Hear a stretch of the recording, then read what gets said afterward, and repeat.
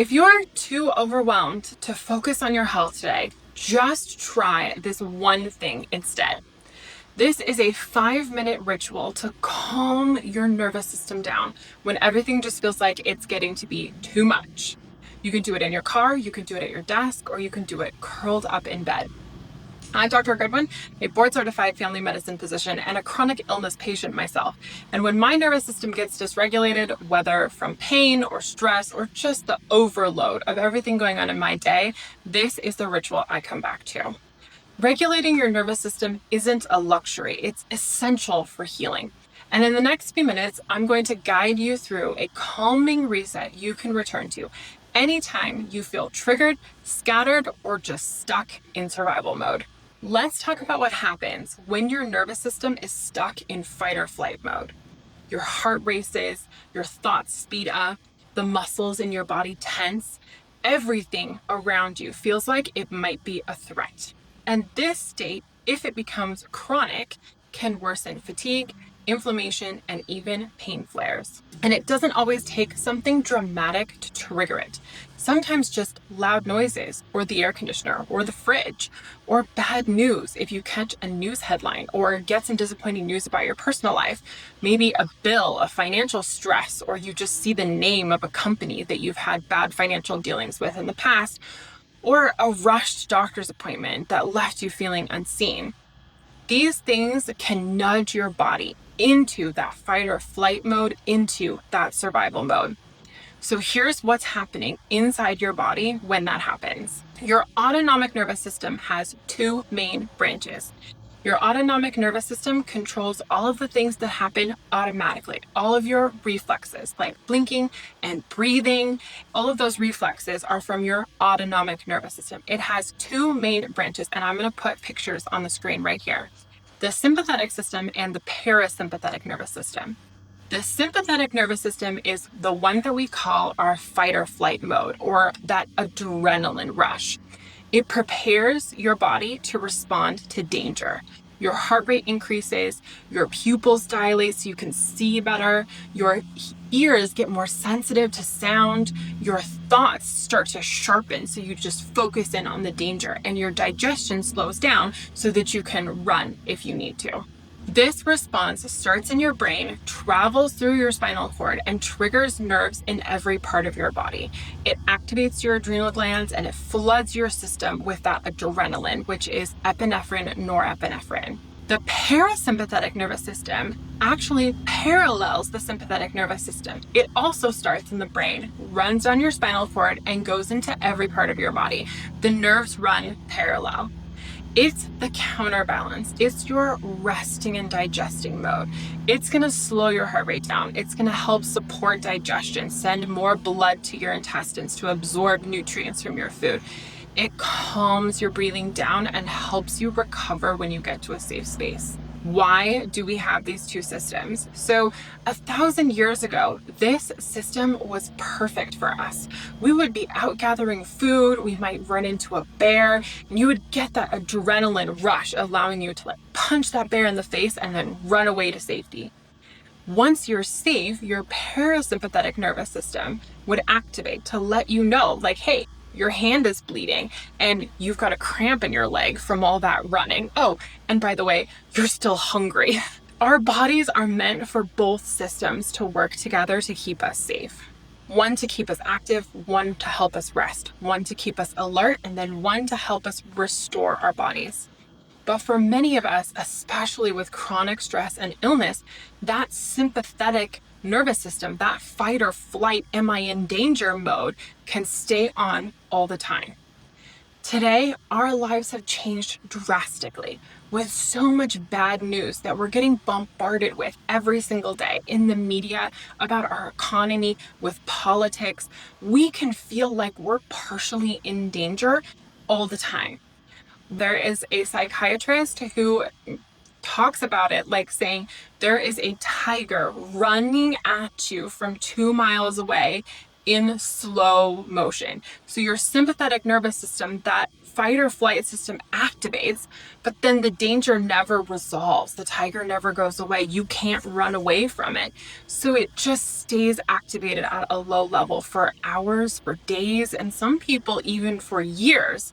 So today, we have to teach how to down-regulate your nervous system from that adrenaline fight or flight mode when you don't need it into that resting and digesting parasympathetic mode.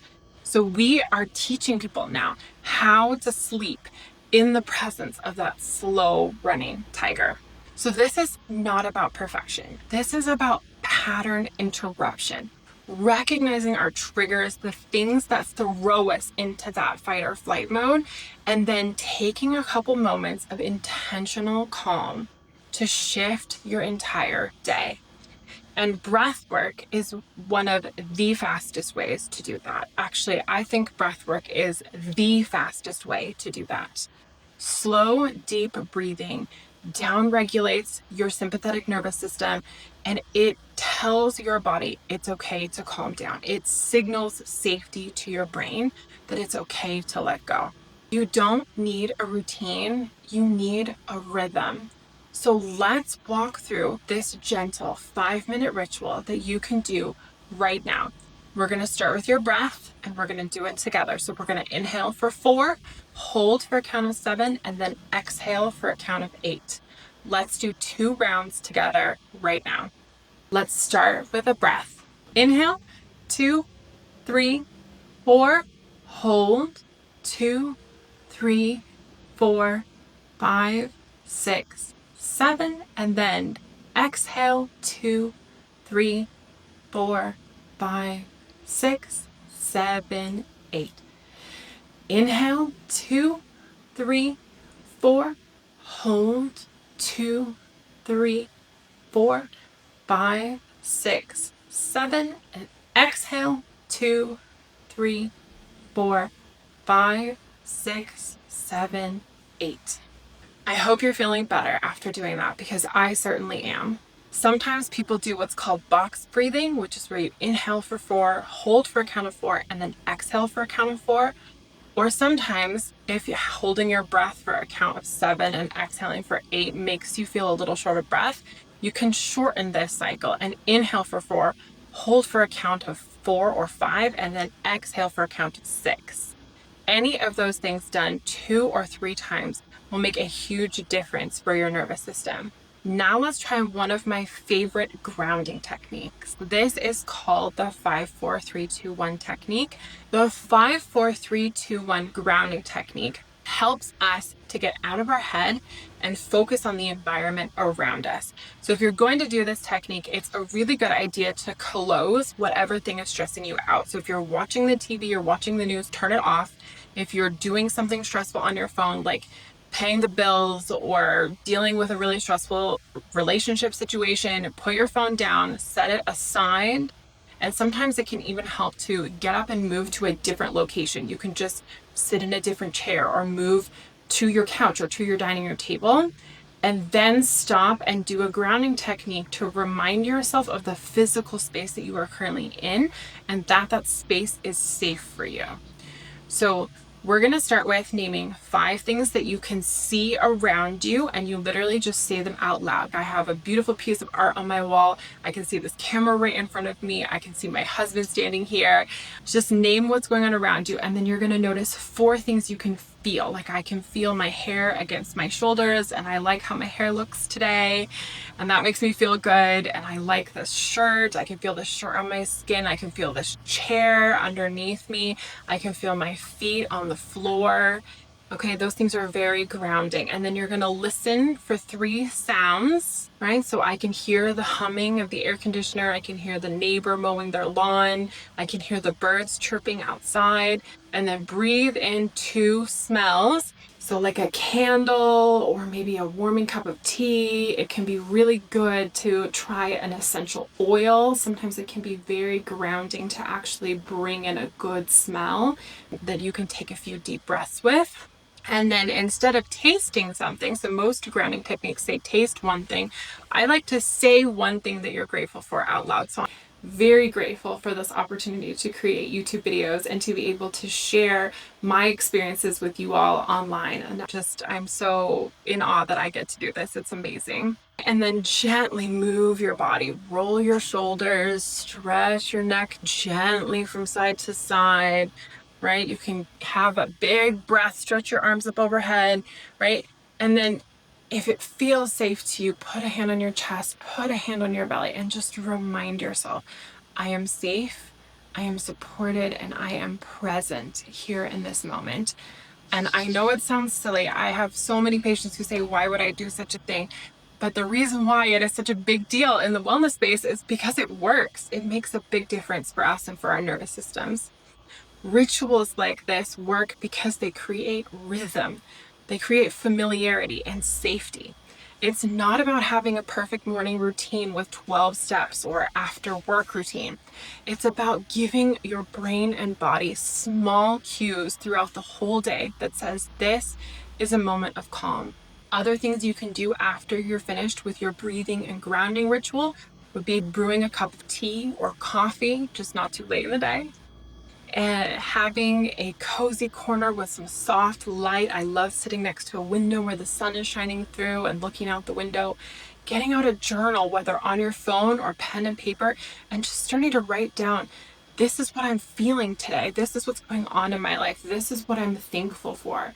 Finding some really good music that makes you feel safe and secure. And then, essential oils, like I said before, can be really, really good at helping you come back into your body, feel like you're in a safe space. Lighting a candle is another thing that people like to do that can also help with scent.